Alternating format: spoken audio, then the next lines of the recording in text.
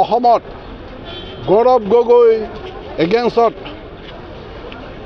গৌৰৱ গগৈ দেশদ্ৰোহী লাখ বাৰ নোহোৱাকৈ গৌৰৱ গগৈ ডাঙৰীয়াই আমাৰ জনপ্ৰিয় নেতা অসমৰ মুখ্যমন্ত্ৰী হিমন্ত বিশ্ব শৰ্মা যি ধৰণে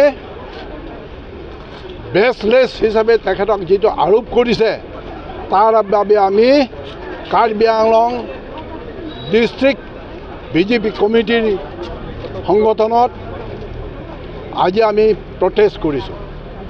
গতিকে গৌৰৱ গগৈ সঁচাকৈ দেশদ্ৰোহী, গৌৰৱ গগৈ সঁচাকৈ ৰাইজক যি ধৰণে বিপথে প্ৰচাৰিত কৰিছে অসমৰ ৰাইজক নিন্দনীয়। আৰু তেখেতে এতিয়া ক'বলৈ গ'লে তেখেত মনে মনে থকা ভাল।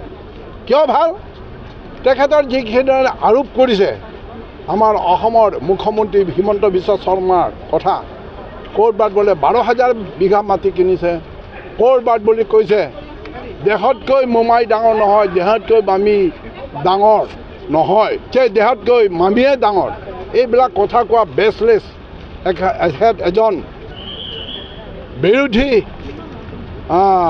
নেতা হিচাপে পাৰ্লিমেণ্টত তেনেকুৱা এটা অযুক্তিকৰ দাঙি ধৰাটো আমি কেতিয়াও আমি কি কয় মানি ল'ব নোৱাৰোঁ। আৰু সেই হিচাপে আজি আমি আপোনালোকে দেখিছে আমি একদম প্ৰটেষ্ট কৰিম। আমাৰ ডিফু ষ্টেডিয়ামৰ পৰা গোটেই ডিফু টাউনতো আমি কৰিম। 10,000লৈকে আমি ইয়াত উপস্থিত হৈছোঁ।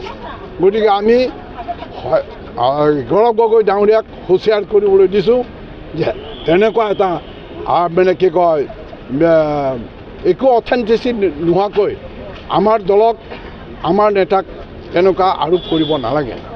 তাকে মই কামনা কৰিছোঁ। ধন্যবাদ। আপুনি বিচৰা বাতৰি পাব কেৱল নিউজ 18 এপত।